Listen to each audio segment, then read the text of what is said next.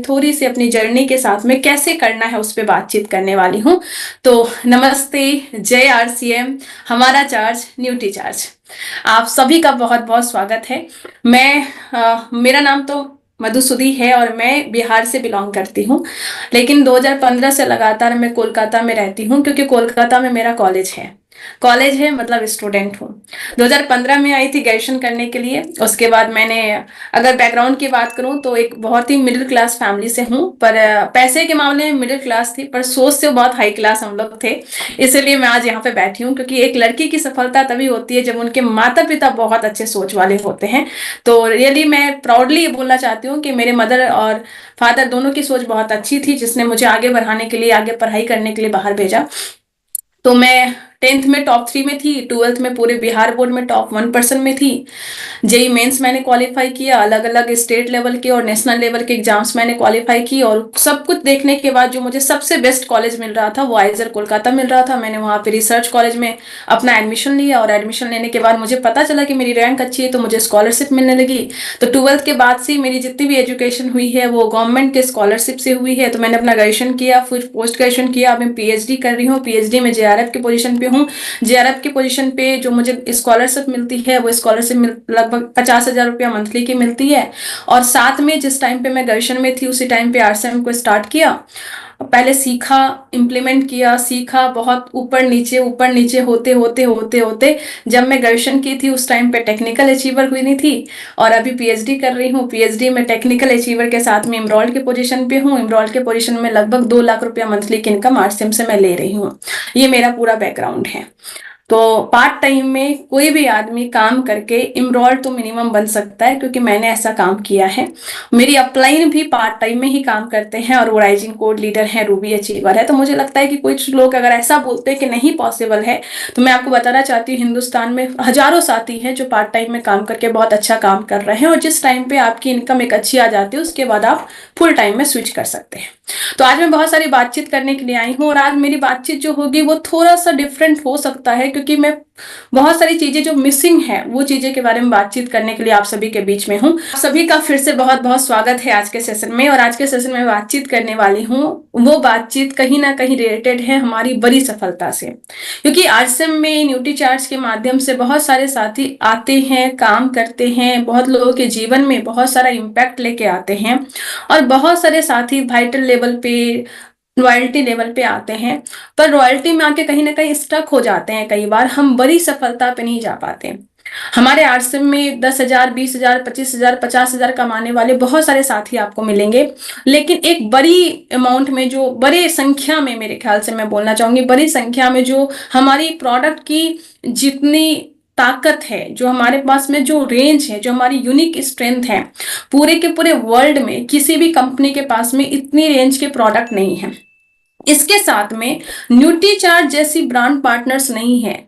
अब मैं न्यूटी चार्ज के नाम इसलिए नहीं बोल रही हूँ कि हमारे पास सिर्फ उन्होंने प्रोडक्ट दिया। उन्होंने ना सिर्फ प्रोडक्ट दिया, बल्कि साथ में उस प्रोडक्ट को घर तक पहुंचाने के लिए क्या क्या रिसोर्सेस चाहिए वो सभी कुछ हमारे पास में दिए। उन्होंने ट्रेनिंग दिया, हैंड होल्डिंग सपोर्ट दिया, वीर वीरांगना का सेशन दिया। ये से जो सेशन अभी चल रहे हैं, जैसे पीसीओडी का सेशन चल रहा है, इतने सारे शानदार सेशन दिए, और जिसकी कॉस्टिंग लग रही है कंपनी को। ये प्रोफेशनल लोगों के द्वारा ये कंडक्ट हो रहा है, जिसमें बहुत सारी कॉस्टिंग इंक्लूडेड है, बट कंपनी हम तक वो फ्री में पहुंचा रही है जस्ट बिकॉज की वो हमारी ग्रोथ चाहती है।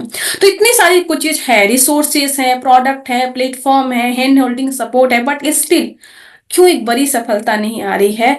तो मैं जब इसके कारण के बारे में सोची समझी और थोड़ा सा रिसर्च किया, तो मुझे एक ही वर्ड समझ में आया, वो है कि हमारे इस इंडस्ट्री में प्रोफेशनल लोगों की कमी है। कहते हैं network marketing, direct selling industry 100% professional लोगों का बिजनेस है। बिजनेस टर्म अभी इसलिए इस्तेमाल कर रही हूँ क्योंकि कुछ बातें हम लोग टर्नओवर की ग्रोथ की करेंगे। हालांकि हम सभी को पता है कि हम नए भारत के निर्माण के एक मिशन में हैं, पर यहाँ पे मैं टर्नओवर की बात करती हूँ कि क्यों एक बड़ा टर्नओवर नहीं आ पा रहा है, क्योंकि हम सभी लोग प्रोफेशनली इस काम को करने के लिए तैयार नहीं हो पा रहे हैं। हम सोचते हैं कि हम जैसे थे वैसे ही रहेंगे और एक बड़ी सफलता हासिल कर लेंगे, तो नहीं हो सकता, क्योंकि कभी भी जो बड़ी कामयाबी आती है वो बड़ी कामयाबी बड़े लोगों को बड़ी संघर्ष से और बड़े चेंजेस के बाद आती है। कहते हैं कि कामयाबी दर्द की कोख से पैदा होती है, और ये जो दर्द है ये बदलाव का दर्द है। और बदलाव क्या है? एक आम आदमी से प्रोफेशनल बनने का जो बदलाव है, वो ही उसका जो दर्द जो बर्दाश्त कर लेते हैं, जो उस दर्द को ले लेते हैं, वही जाके बड़ा काम करते हैं। तो कल भी मैं एक सेशन में थी, और उसके बाद उससे पहले मैं संडे को फ्रेंड्स मीट में थी, और वहां पे एक ट्रेनर ने बहुत अच्छी बात कही। वो बात कही कि ये जो इंडस्ट्री है, वो इंडस्ट्री पूरा 100% प्रोफेशनल लोगों का है, बट इसमें दुर्भाग्य है कि 90% लोग अनप्रोफेशनल आते हैं, क्योंकि कोई बाउंड्रेशन नहीं है, कोई एजुकेशन बैकग्राउंड नहीं चाहिए, कोई डिग्री नहीं चाहिए, आप गरीब हैं अमीर हैं किसी एज ग्रुप के हैं, कोई इंटरव्यू नहीं होता, कुछ भी नहीं, तो सब लोग आते हैं यहाँ पे। लेकिन यही सबसे बड़ी खूबसूरती भी है कि यहाँ पे सब लोग आ सकते हैं। तो आप आ गए, दैट्स ओके। हमारी कोई प्रोफेशनल बैकग्राउंड नहीं थी, दैट्स ओके। हमारे पास डिग्री नहीं थी, दैट्स ओके। हम बड़े एज के हैं, छोटे एज ग्रुप के हैं, हमारे पास एक्सपीरियंस नहीं था, सब कुछ ओके है। पर बस मैं ये जानना चाह रही हूं कि हम कहीं पे हैं, पर सीख के हम प्रोफेशनल तो बन ही सकते हैं, राइट? तो अगर आप अपने आप में थोड़ा सा बदलाव करते हैं और अपने आप को प्रोफेशनली बिल्ड करते हैं, तो आप बड़ी इनकम तक जा सकते हैं। मैं एक छोटा सा एग्जांपल हमेशा लेती हूँ। एग्जांपल ये है कि मान लीजिए एक क्लास है, और उस क्लास में मान लीजिए कि 100 लोगों की स्टूडेंट है, स्टूडेंट की कैपेसिटी है। उस 100 में 20 लोग ऐसे हैं जो कि फेल हो जा रहे हैं। तो एक टीचर अगर चाहे तो उस 20 आदमी जो फेल हो रहे हैं, या 20 स्टूडेंट जो फेल हो रहे हैं, उस पर थोड़ी सी काम करके उसको 40 मार्क्स तक लेके आके उसको पास करवा सकते हैं, धक्का देके, थोड़ा सा ऐसे क्वेश्चंस देके जो क्वेश्चन नॉर्मली रिपीट होते हैं एग्जाम्स में, तो वो क्वेश्चन को दे दिया, उसको आंसर लिखवा दिया, उसको याद करवा दिया, और बोला कि तुमको ये 4-5 क्वेश्चन याद कर लेने हैं और जाके लिख देने हैं, और इस तरीके से आप पास हो जाओगे। जब मैं अपने स्टेट में जब 10th 12th का एग्जाम दे रही थी, तो मेरे साथ में बहुत सारे बच्चे थे। वो क्या करते थे, वो गाइड बुक लेके आते थे जिसमें क्वेश्चन आंसर रहते थे, बस उसको कॉन्सेप्ट से कोई मतलब नहीं, फॉर्मूला क्या है कोई मतलब नहीं है, वो उस गाइड से कुछ क्वेश्चन को रटते थे और जाके एग्जाम में लिख देते थे और पास हो जाते, बोलते थे मेरे को बस पास होना है। तो आरसीएम में भी कुछ लोग ऐसे हैं जो पास होने के लिए बस काम कर रहे हैं। पास होने के लिए मतलब कि 10,000 आ जाए, 5,000 आ जाए, 25,000 20,000 आ जाए, रॉयल्टी तक आ जाए, बस मस्त है। उसको मैं बोलती हूँ कि पास होने के लिए हम लोग काम कर रहे हैं। तो ये जो 20 बच्चे फेल होते हैं, इस पर थोड़ा सा धक्का मुक्की करके, थोड़ा सा उसको क्वेश्चन पेपर देख के आप उसको पास जरूर करवा सकते हो, यानी 40 मार्क्स तक लेके आ सकते हैं। लेकिन उसको टॉपर बनाने के लिए 90%, 85% मार्क्स लेने के लिए उसको खुद बड़ी मेहनत करनी पड़ेगी। जिसको 40% मार्क्स आया, लेकिन जिसको 50 आया, और लेकिन उसमें ज्यादा डिफरेंस नहीं होगा, लेकिन जिस व्यक्ति को 85% मार्क्स आता है और किसी को जो 95% आता है, इन दोनों में बड़ा डिफरेंस होता है। और बड़ा डिफरेंस जो है वही प्रोफेशनल लोगों में डिफरेंस होता है। एक आम डायरेक्ट सेलर और एक प्रोफेशनल लोगों में यही डिफरेंस है। और इसीलिए कुछ ही लोग होते हैं जो डायमंड बनते हैं, कुछ ही लोग हैं जो कोर लीडर बनते हैं, कुछ ही लोग हैं जो सफायर स्टार सफायर बनते हैं। क्यों? क्योंकि वो लोग प्रोफेशनली बिजनेस को बिल्ड करते हैं, प्रोफेशनली खुद पे काम करते हैं। तो मैं आज सबसे पहले यही कहना चाहती हूँ कि अगर हम बड़ी सफलता चाहते हैं, छोटी मोटी के लिए ज्यादा मेहनत नहीं करनी। पास होने के लिए गाइड पेपर लेके आइए, हो जाएगा। पास होने के लिए इतने सब कुछ हो रहे हैं, आप थोड़ा थोड़ा भी करेंगे तो हो जाएगा। लेकिन जब अगर आपको बड़ी कामयाबी चाहिए, बड़ा स्टेज चाहिए, नेशनल स्टेज चाहिए, आपका लोग फैन हो, आपके साथ सेल्फी ले, आपके साथ आपका ऑटोग्राफ ले, आप sapphire star sapphire Ruby emerald ऐसे जैसे लेवल, अच्छी लेवल पे जहां पे 6 फिगर में इनकम आती है, अगर उस लेवल पे जाना है तो आपको प्रोफेशनली खुद को बिल्ड करना पड़ेगा। ये बहुत इंपॉर्टेंट है। और जिस टाइम पे मैं इस इंडस्ट्री का पार्ट बनी थी, जिस टाइम पे मैंने आरसीएम को चूज किया था, तो मैं बहुत सोच समझ के पूरा रिसर्च करके आई थी कि मुझे आरसीएम में आना है और आके बड़ा काम करना है। मैं पहले ही आई थी तो रॉयल्टी का टारगेट लेके आई थी। मैंने beginner, starter, opener, eagle, runner, winner का टारगेट लिया ही नहीं था। मैंने लिया था मुझे पैसिव इनकम अर्न करना है, and passive income comes from the royalty, तो रॉयल्टी अपने को करना है। मेरे दिमाग में बस यही चीज आया था, और उसी टाइम पे मैंने डिसाइड कर लिया था मुझे प्रोफेशनली बिल्ड करना है। अब प्रोफेशनली बिल्ड करने के लिए मैंने खुद पे बहुत ज्यादा काम किया, मैंने बहुत सारे कोर्सेज किए, मैंने बहुत सारी चीजें की, और आज वो कोर्सेज करने की जरूरत नहीं, क्योंकि इतनी सारी जूम मीटिंग होती है जहां पे आपको बहुत प्रोफेशनल लोग आके चीजें सिखाते हैं, बहुत अच्छे अच्छे ट्रेनिंग वगैरह होते हैं। अब ये प्रोफेशनलिज्म बहुत इंपॉर्टेंट पार्ट है, और इसको समझाने के लिए इसको दिखाने के लिए मैं बस एक पोस्टर आपको दिखाना चाहती हूँ। लास्ट ईयर फ्रेंड्स मीट हुआ था, उस फ्रेंड्स मीट में हम लोगों ने, ये जो लोग रिसर्च कर रहे हैं डायरेक्ट सेलिंग इंडस्ट्री में, उनका एक पोस्टर प्रेजेंटेशन हुआ था। और उस सभी रिसर्च जो कर रहे थे उसमें से एक मैम थी, डॉक्टर जानकी पटेल। वो एक रिसर्च कर रही थी, और रिसर्च का टॉपिक क्या था? वो टॉपिक ये था, empowering direct selling A call for professionalism and values driven growth. और उन्होंने अपनी रिसर्च में ये किया कि डायरेक्ट सेलिंग क्यों इतनी बड़ी नहीं हो पा रही है, क्योंकि डायरेक्ट सेलिंग में प्रोफेशनलिज्म का जो पार्ट है वो मिसिंग है। हम लोग आ जाते हैं पर प्रोफेशनल नहीं हो पाते हैं। तो मैं आज जितने भी लोग यहाँ पे इकट्ठे हैं, मैं आप सभी से बस एक ही रिक्वेस्ट करने के लिए आई हूँ कि क्या हम सभी लोग खुद को, देखिए दुनिया का ठेका हम नहीं ले सकते और कई बार हम अपनी टीम में कुछ लोगों का भी ठेका नहीं ले सकते हैं, बट अगर हम जितने लोग यहाँ पे हैं, अगर हम सभी लोग खुद की जिम्मेवारी ले लें, खुद की रिस्पॉन्सिबिलिटी ले ले कि यस मैं प्रोफेशनली काम करूंगा, मैं खुद पे प्रोफेशनली खुद को अच्छे से निखार के आगे लेके जाऊंगा, मैं प्रोफेशनली अपने आप को लीडर बनाऊंगा या बनाऊंगी। अगर ये कमिटमेंट हम सभी लोगों ने कर लिया तो हम इस इंडस्ट्री में बहुत बड़ा काम कर सकते हैं।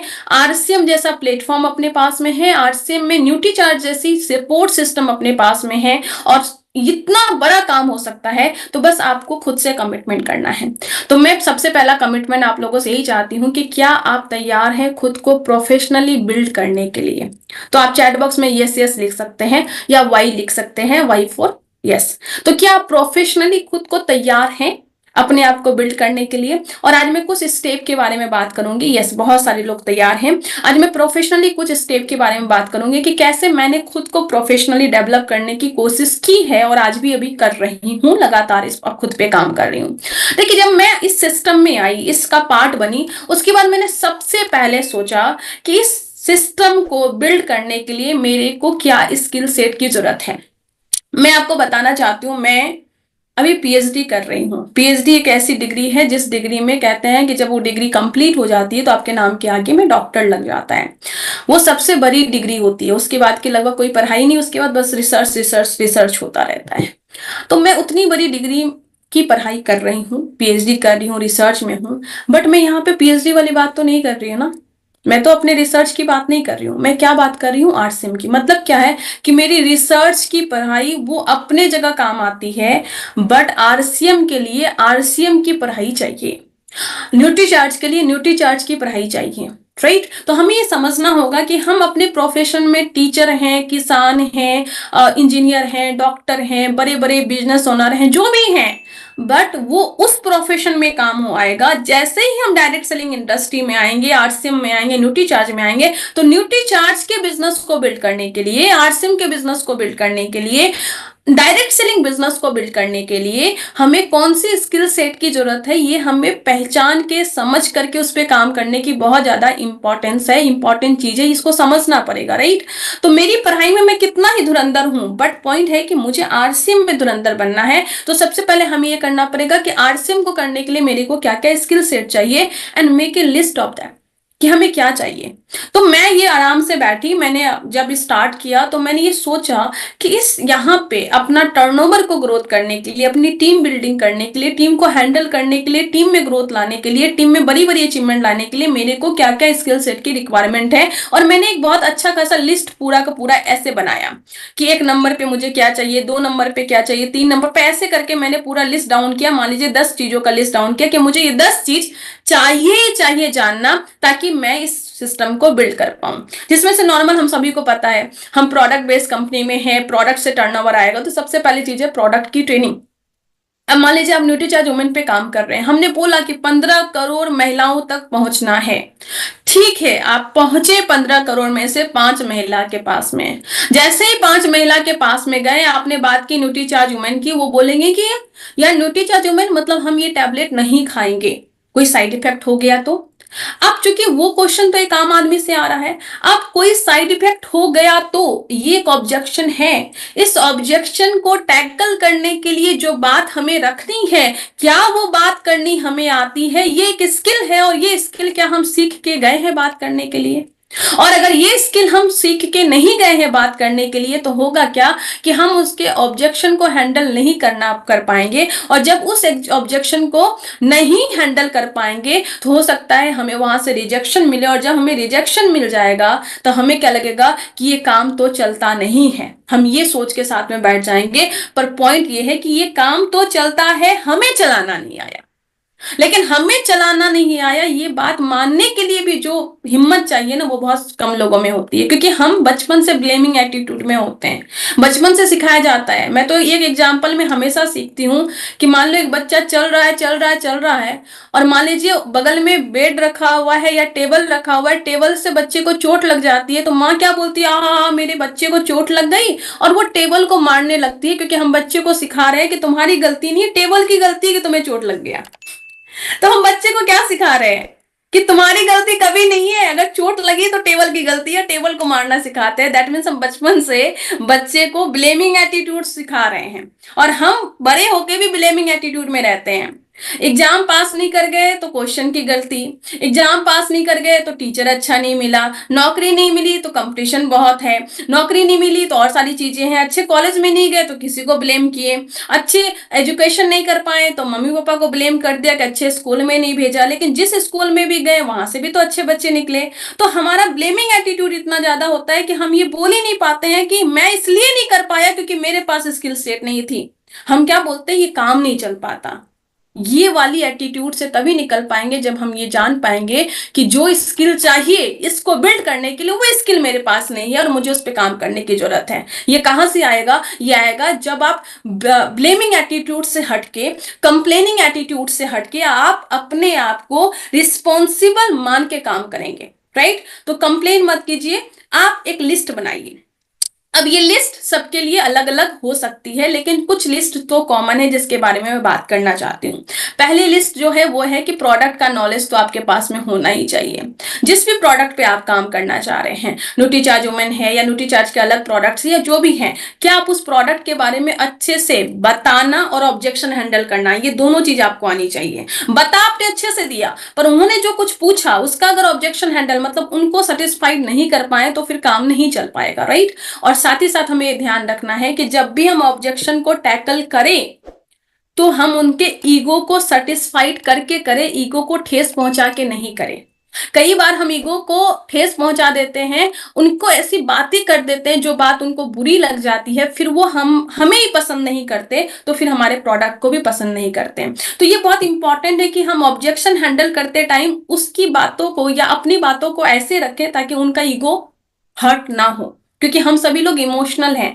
तो ईआई भी अपना ठीक रखना है, जो हमारा इमोशनल पार्ट है वो भी ठीक रखना है। तो ये आ जाता है आपको पीपल मैनेजमेंट में, कि हम लोगों को कैसे हैंडल करते हैं। प्रोडक्ट की जानकारी हो, लोगों को हैंडल करने की जरूरत है, ऑब्जेक्शन हैंडल करने की जरूरत है। ऐसे करके बहुत सारी लिस्ट है, चूंकि टाइम कम है तो मैं यहाँ पे लिस्ट नहीं बता, कभी और डिस्कस करेंगे। अब आपको क्या करना है, वो लिस्ट डाउन करना है अपने लिए।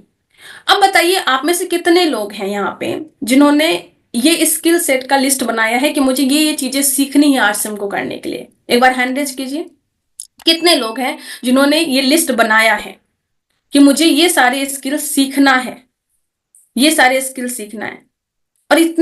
और वो अगर आपने किया है तो बहुत अच्छे लीडरशिप में आप हैं। लेकिन मेरे ख्याल से बहुत कम लोग होते हैं जिन्होंने ये स्किल सेट का बनाया होता है। बहुत कम हैंड रेज हैं, मतलब मुझे लगता है 10% लोग भी हैंड रेज नहीं किए, क्योंकि हमने कभी ऐसा किया नहीं।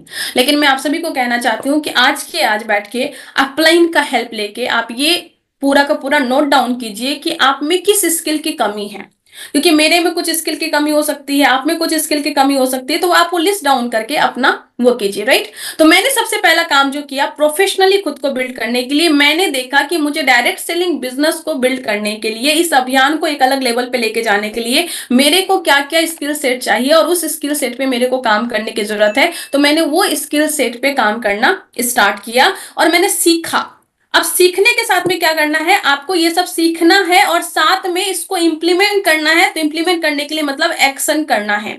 मैं फील्ड में बहुत काम की और अभी भी मैं लगभग हर एक सप्ताह में कम से कम 3 दिन में फील्ड में रहती हूँ, क्योंकि मैं चूंकि पार्ट टाइमर हूँ। मंडे से लेकर फ्राइडे तक मेरा वो रहता है, तो फ्राइडे को रात शाम को निकल जाती हूँ मैं। फ्राइडे सैटरडे संडे में मेरा फिक्स है कि मैं कोई ना कोई फील्ड में ही रहूंगी। और फील्ड में भी ऐसे नहीं रहती कि बस एक मीटिंग करके आ गई, एक एक दिन में 4-5 मीटिंग मेरी लगी रहती है। उस तरीके से काम करते हैं। तो एक्शन इंपॉर्टेंट, जो चीज आपको फील्ड सिखाता है वो कोई नहीं सिखा सकता। ये चाहे तो आप नोट डाउन कर सकते हैं ये लाइन, आपको जो फील्ड सिखाता है वो कोई नहीं सिखाता। मैंने जितना फील्ड से सीखा है उतना कभी भी मैंने कोई ऑनलाइन ट्रेनिंग से, जूम मीटिंग से या किसी से नहीं सीखा है। मैंने जो भी सीखा है वो ज्यादातर फील्ड से सीखा है। जितना फील्ड में घिसेंगे उतना निखर के आएंगे। एक कोयला भी डायमंड तभी बनता है जब वो घिसता है, जब वो प्रेशर टेम्परेचर को बर्दाश्त करता है, और वो प्रेशर और टेम्परेचर एक नेटवर्कर को फील्ड में मिलता है। अगर आप घर में बैठे रह गए तो हम कोयला बन के ही रह जाएंगे। अगर हम घर में हैं तो कोयला बन के रहेंगे, लेकिन अगर हम फील्ड में निकलना स्टार्ट कर दिए, काम करना स्टार्ट कर दिए, न्यूट्रीचार्ज वुमेन के 5 डब्बे 10 डब्बे बैग में लेके, वो हमारे बुकलेट, हमारे जो हीमोग्लोबिन टेस्टिंग बुक है वो सब लेके अगर हम फील्ड में निकलना स्टार्ट कर दिए, जितना घिसेंगे, जितना बात करेंगे, जितना ऑब्जेक्शन हैंडल करेंगे, उतना निखर के आएंगे और हमारी स्किल सेट उतनी ज्यादा बढ़ेगी। तो आपको लिस्ट डाउन करना है स्किल सेट क्या क्या चाहिए, और उसको सीखना, इंप्लीमेंट, सीखना, एक्शन, सीखना, एक्शन, ये करने लगे तो हम बहुत बड़ा काम कर सकते हैं। तो ये आपका आज का होमवर्क है कि आपको उस स्किल सेट का लिस्ट बनाना है और अपने अपलाइन को बताना है कि सर मेरे को ये चीजें सीखनी है, इसके अलावा मुझे और क्या सीखना है। और हर लेवल पे अलग अलग चीजें सीखनी है। अभी अगर आप न्यू हैं तो आपको ये सब चीजें सीखनी है, और जैसे ही आप रॉयल्टी के आसपास आते हैं, लीडरशिप के आसपास, स्टार के आसपास होते हैं, फिर आपको टीम को मैनेज करना सीखना पड़ता है। टीम को हैंडल करना, उसकी कामयाबी के लिए काम करना, उसके सपने को बढ़ाना, उसको सिस्टम में रखना, ये अलग अलग चीजें सीखनी पड़ती है। तो हर लेवल पे अलग अलग चीजें सीखनी पड़ती है और हर लेवल पे अपनी एनालिसिस को करना पड़ता है, हमें क्या चाहिए, राइट। अब नेक्स्ट चीज, पहली चीज जो मैंने की, जैसे ही आई स्किल का क्या क्या चाहिए, मैंने लिस्ट डाउन किया और उस पर काम किया, प्रोफेशनली सब कुछ सीखा।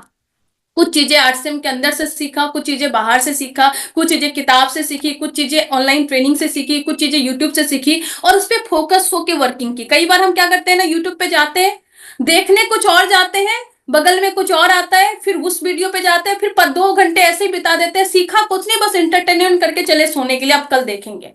तो फोकस ही नहीं है सीखने में, राइट। फिर हम डिस्ट्रैक्ट हो जाए सीखने में, तो फिर नहीं काम चलता है। तो पहला चीज स्किल सेट, स्किल वाला कर लिया। उसके बाद क्या होता है, जब हमें सब कुछ आ जाता है ना, फिर काम आती है फोकस वर्किंग की। क्योंकि मेरे पास टाइम कम था और मुझे करना बहुत सारा कुछ था, तो फिर हर दिन मैं अपना शेड्यूल बना के रखती थी। मैं क्या करती थी, मेरे बैग में एक ऐसी तरीके से बुक रहता था, इस तरीके से कॉपी रहता था, और मैं यहाँ पे कम से कम टॉप 5 काम, उस टाइम पे मैं टॉप 10 काम लिख के रखती थी और मेरे बैग में लेके मैं घूमती रहती थी। मैं कॉलेज में थी, बहुत सारे कॉलेज गोइंग स्टूडेंट बोलते हैं कि यार मेरे को टाइम नहीं मिलता। अरे कॉलेज में सबसे ज्यादा टाइम मिलता है भाई, कॉलेज में सबसे ज्यादा टाइम मिलता है। मैं एग्जाम्पल देती हूँ, कॉलेज में कहीं भी जो कॉलेज का क्लासेस होते हैं, कभी भी ऐसा नहीं होता कि 9 to 5 होता है, कभी भी नहीं होता, वो स्कूल में होता है, राइट। कॉलेज में क्या होता है, 9 से 10 हुआ, 1 घंटे का ब्रेक है, 10 से 12 हुआ, फिर ब्रेक है, फिर ऐसे करके आपको दिन भर में, अगर आप कॉलेज हो 9 to 5, तो उस 9 to 5 में 2-3 घंटा आपका ऐसा होता है जिस टाइम पे कुछ क्लासेस होते ही नहीं है। तो उस टाइम पे नॉर्मली क्या करते हैं बच्चे, आप क्लास के बाद में वो तुरंत तो बैठेंगे नहीं पढ़ने के लिए। कितने इतने पढ़ाकू लोग होते नहीं होते, ज्यादातर वो क्या करेंगे, वो कैंटीन जाएंगे, समोसे खाएंगे, चाय पियेंगे, दोस्तों के साथ गप्पे मारेंगे, कभी बाहर घूमने चले गए, ऐसे करके वो अपना 1 घंटा 2 घंटा 3 घंटा बीच बीच का पास करते रहते हैं। पर मैं ऐसा कभी नहीं की। मैं क्या करती थी, मेरे बैग में ये लिस्ट रहता था और मैंने यहाँ पे लिख के रखा है कि अगर पहला काम ये है कि मुझे क्लास तो जाना है, पर उसके बाद में बीच के 1 घंटे में मुझे 50 कॉलिंग करनी है। तो ये मैंने लिख दिया, ये मेरा पहला काम है। तो मैं क्या करती थी, किस 50 लोगों को कॉल करना है, मैं पहले से लिस्ट डाउन करके रखती थी। और जब मैंने आरसीएम को स्टार्ट किया था तो मेरे पास छोटा सा फोन था जिसमें कि व्हाट्सएप व्हाट्सएप कुछ नहीं था, वो कॉलिंग ही करना होता था, नंबर भी कभी कभी पूरा सेव नहीं होता। तो मैं क्या करती थी, मैं वो पूरा नंबर नाम नोट डाउन करके रखती थी, और मैं उस टाइम पे प्रोस्पेक्टिंग का फॉलोअप हो गया, परचेजिंग के लिए कॉल हो गया, ये सारी चीजें मैं करती थी। और कई बार आपको मैं बताना चाहूंगी, हालांकि हंसी की बात है पर मैं बताना चाहूंगी, कई बार क्या होता है, जब मैंने ही ज्वाइनिंग लगाई, राइट। अब मैंने ही ज्वाइनिंग लगाई तो मैं उसके लिए तो फर्स्ट पार्टी हूँ, थर्ड पार्टी तो हूं नहीं। तो कई बार मैंने ऐसा किया है कि मैं अपनी ही ज्वाइनिंग वाले लोगों को फोन करती थी, तो मुंह पे रुमाल रख के आवाज को बदल करके मैं फोन करती थी और मैं ऐसे बोलती थी कि नमस्ते, मैं आरसीएम कंपनी से बात कर रही हूँ, आपका 2 महीने से परचेजिंग नहीं हुआ है, क्या कारण है मुझे बताइए, क्योंकि मुझे कंपनी में रिपोर्ट करना है। तो कई बार क्या होता, तुमको लगता है अरे कंपनी से फोन आया है, वो अपनी अंदर की भड़ास निकालते थे, अरे मैडम ऐसा हो गया, ऐसा हो गया, ऐसा हो गया, ये सामान अच्छा नहीं लगा, ऐसा वैसा, तो वो भड़ास निकालते थे। मेरे को पता चल जाता है कि अच्छा ये कारण है, चलो इस पे काम करते थे। तो मुझे उसके एग्जैक्ट ऑब्जेक्शन पता चलते थे। कई बार जब हम खुद फर्स्ट पार्टी कॉल करते बोलते हाँ मैडम ले लेंगे, वो कुछ बोलते नहीं है। पर जब आप थर्ड पार्टी के बन के फोन करोगे, कंपनी बन के फोन करोगे, तो बोलेंगे मैडम ये दिक्कत है, अरे इस पीयूसी वाले ने ऐसा मतलब शायद बिलिंग नहीं हुआ, कच्ची बिलिंग है, तो आप उस पीयूसी वाले पे जाकर वो बिलिंग करवा सकते हो, क्योंकि बाय मिसकम्युनिकेशन कुछ हुआ होगा, या वो बिल रह गया होगा, या उन्होंने आईडी नंबर नहीं दिया। कई बार लोग क्या करते हैं, सामान लेके आ जाते हैं, आईडी नंबर नहीं देते। तो वो सब चीजें कब पता चलेगी, जब आप कॉलिंग पे काम करोगे। तो मैंने एकदम ग्राउंड स्तर पे कॉलिंग हो गया, प्रोस्पेक्टिंग हो गया, फॉलो अप हो गया, खूब मजेदार तरीके से करती थी। कब करती थी? एक क्लास से दूसरे क्लास के बीच के टाइम में, जो टाइम में लोग मस्ती करते होंगे या चाय में समोसे में टाइम गुजार देते होंगे, उस टाइम पे बैठ के एक एक घंटे में कम से कम 10-20 कॉल कर देती थी। और इस तरीके से मैं क्यों कर पाई? क्योंकि मैं टू डू लिस्ट बना के काम करती थी। तो मेरा पूरा क्लियर होता था कि मुझे प्रोस्पेक्टिंग कब करनी है, दूसरे नंबर पे क्या करना है, इसमें क्या करना है। और आज भी मेरे बैग में एक कॉपी रहती ही रहती है, और मैं कल क्या करूंगी सुबह से शाम तक, ये आज रात को मैं लिख लूंगी। पूरी फोकस्ड वर्किंग होती थी। जब तक ये मेरे 5 काम कंप्लीट नहीं होंगे, तब तक मैं कोई भी दूसरा काम नहीं करूंगी। इस तरीके से अपने टाइम को यूटिलाइज करना होगा। और मैं सबसे कहना चाहती हूं, आपके अंदर बहुत पोटेंशियल है, बहुत कैपेसिटी है, बहुत कुछ है, बस आप डिस्ट्रैक्टेड हो। आप डिस्ट्रैक्ट हो जा रहे हो, आप सीखने में डिस्ट्रैक्ट हो जा रहे हो। एक यूट्यूब वीडियो खोलते हैं आप मुकेश कोठारी सर को सुनने के लिए, पर आप जाके दिलीप कुमार जी का वीडियो देखने लगते हैं। आप खोलते हैं किसी और को सुनने के लिए, आप श्रेया घोषाल की सॉन्ग सुनने लगते हैं। आप खोलते हैं रवि ओपी शर्मा सर को सुनने के लिए, और आप अरिजीत सिंह को सुनने के लिए चले जाते हो। ये डिस्ट्रैक्शन है भैया, और कुछ नहीं है। तो आपके अंदर जो कैपेसिटी है, उस कैपेसिटी का सही से यूटिलाइजेशन कीजिए, पर वो तभी हो पाएगा जब आप टू डू लिस्ट बना के खुद को बाउंड्री में डालिए भैया। कई बार हमारा दिमाग भटकता है, मेरी मम्मी हमेशा बोलती है अपना दिमाग तो घोड़ा है, वो भागता रहेगा, पर ये हमारा काम है कि हम उसको टाइटली खींच के रखें, और खींच के रखने वाला काम ये टू डू लिस्ट करता है। लेकिन मैं कई बार देखी हूँ, लोगों को पता है, सब कुछ पता है, बट लोग टू डू लिस्ट बनाते ही नहीं, बनाते, और बनाते ही नहीं है। बनाएंगे 5 दिन बनाएंगे, छठे दिन से नहीं बनाएंगे, 1 महीना करेंगे, अगले महीने नहीं करेंगे। नहीं, आप ये लिख लो कि जब तक मैं कोर लीडर नहीं बनता या नहीं बनती, तब तक मुझे टू डू लिस्ट बना के ही काम करना है, अपने मन को, अपने घोड़े को कंट्रोल करना है। और अगर आपने ये कर लिया तो आप रिकॉर्ड ब्रेक करेंगे, क्योंकि सबसे बड़ा इंपॉर्टेंट खुद को संभालना होता है। अगर खुद को संभाल लिया, टीम संभल जाएगी। खुद को संभाल लिया, टीम में ग्रोथ आएगी। खुद को संभाल लिया, बड़ी अचीवमेंट आएगी। खुद को संभालना ही टफ जॉब है, और खासकर डायरेक्ट सेलिंग इंडस्ट्री में टफ क्यों है? क्योंकि यहाँ पे कोई कंट्रोल करने वाला नहीं। हम लोग IBO हैं, इंडिपेंडेंट बिजनेस ओनर। कोई लॉस नहीं है, कोई बॉस नहीं है। आप नहीं काम करोगे तो कोई सैलरी काटने वाला है तो नहीं, तो अपने मन से करते हैं। कोई बॉस तो है नहीं। अपलाइन अगर 2 बात बोल देता है तो हम मुंह फुला के बैठ जाते हैं, ऐसे कैसे बोल दिया, हम उसके अंडर में काम कर रहे हैं क्या? है कि नहीं? तो कोई लॉस नहीं है, कोई बॉस नहीं है, तो कई बार हम इस तरीके से बिहेव करते हैं। तो मैं बस ये कहना चाहती हूँ, first one is skill set, second one is की योर वर्किंग मोड ऑन होना चाहिए, फोकस्ड वर्किंग होना चाहिए। जो भी काम कर रहे हैं, अपनी प्रोफेशनल जो आप कर रहे हैं, जो भी आपका जॉब है, बिजनेस है, उसके साथ में RCM को बैलेंस करके अगर चलना सीख गए, तो आपसे बड़ा अचीवर्स अगले 2-3 साल में कोई और नहीं निकल सकता। मैं गारंटी दे रही हूँ उस चीज की। तो अगर ये सब चीजें कर लिया तो यही बहुत बड़ा काम हो जाएगा। और मैं आप सभी को कहना चाहूंगी, न्यूट्री चार्ज हमें बहुत बड़ा मौका दे रहा है सपनों के शहर मुंबई जाने का। और आपको उज्जवल पाटनी जी का ट्रेनिंग अटेंड करने का मौका मिल रहा है। मैं आपको बताना चाहती हूँ, जब मैं RCM में एंट्री की थी, तो मैंने बहुत सारे प्रोफेशनल की ट्रेनिंग जब ली थी, तो एक एक कोर्सेज के 20,000, 40,000, और मैं आपको बताया एक कोर्स के मैंने 1,56,000 प्लस GST पेमेंट किया था एक कोर्स को करने के लिए। और तब जाके मैं यहाँ पे हूँ। पर शुक्र है न्यूट्री चार्ज का कि न्यूट्री चार्ज इतनी बड़ी बड़ी हस्ती को, बड़ी बड़ी ट्रेनर को आपके पास में फ्री में लेके आ रही है।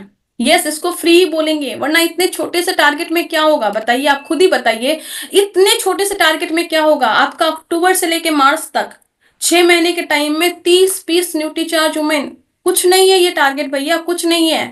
मैं आपको बताना चाहती हूँ, पूरे हिंदुस्तान में ऐसे बहुत सारे लोग हैं जो ये टारगेट जो आपको 6 महीने का मिला है, और अभी जो 2 महीने का है, यानी फरवरी और मार्च का, ये टारगेट लोग एक एक हफ्ते में कर रहे हैं, और कुछ लोग तो एक दिन में करके निपटा दे रहे हैं।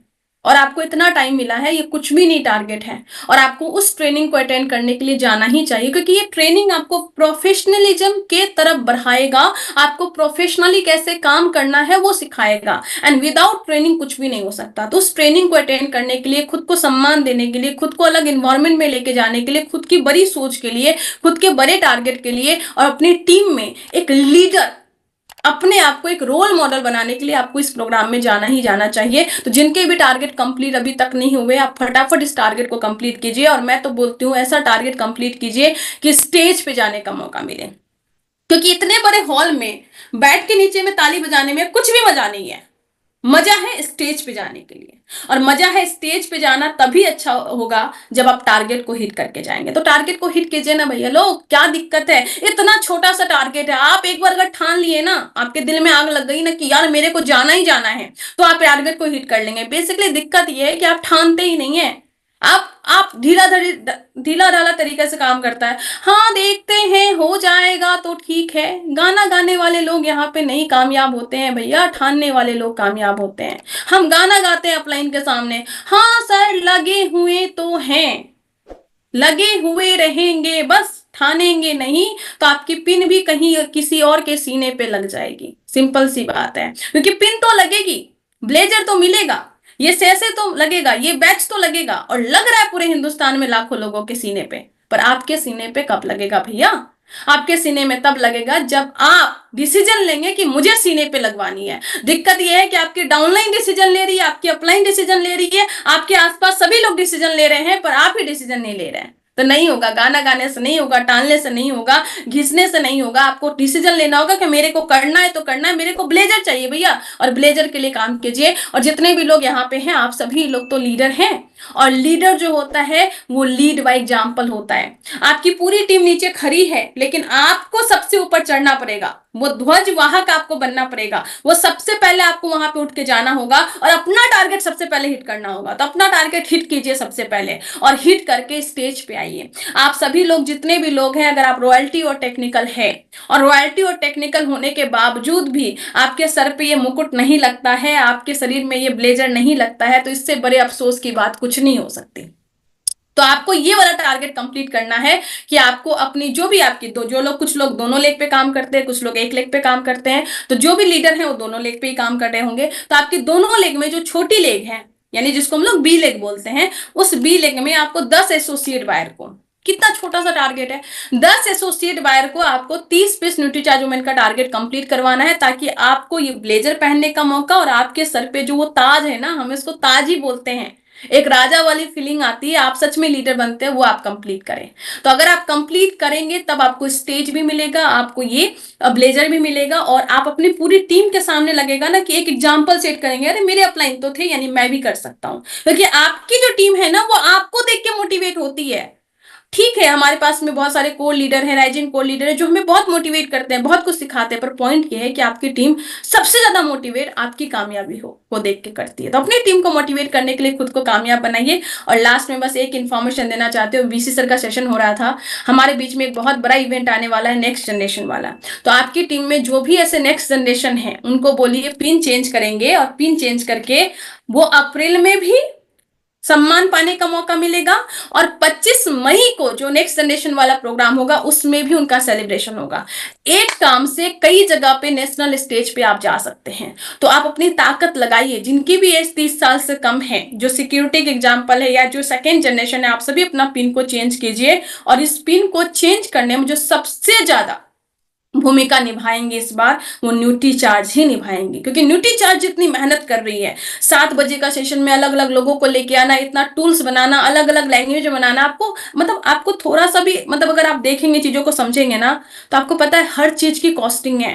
न्यूट्री चार्ज कितनी चीजों पे मेहनत करी, कॉस्टिंग किस में, costing money wise, energy wise and time wise, सभी चीजों की कॉस्टिंग है। तो अपनी मनी, टाइम, एनर्जी लगा के जो न्यूट्री चार्ज कर रही है ना, एक बहुत बड़ी क्रांति यहाँ पे आएगी। और देखिएगा इस बार जो 25वां हमारा है सिल्वर जुबली, एक अलग अनोखा टाइम लेके आएगा। लेकिन पॉइंट है, ये तो आएगा, लेकिन इसमें क्या आपका नंबर आएगा? खुद से पूछिए, मुझे कुछ आंसर मत दीजिए, क्या आपका टाइम आएगा?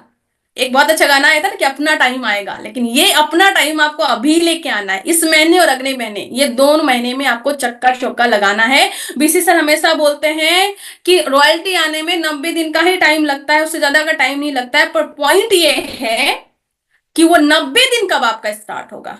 और अभी अपने पास में जो टाइम है ये 45 डेज लगभग अपने पास में है, 45 से कम डेज, 42 डेज अपने पास में है। छक्का मारिए भाई लोग, छक्का मारिए और अपनी रॉयल्टी टेक्निकल कीजिए, और न्यूटी चार्ज का सबसे बड़ा टर्नओवर इसमें करेंगे। तो थैंक यू सो मच, आप सभी से मिलकर बहुत अच्छा लगा। बातों बातों में फ्लो में अगर मैंने कुछ गलत बोल दिया होगा तो मैं माफी चाहती हूँ।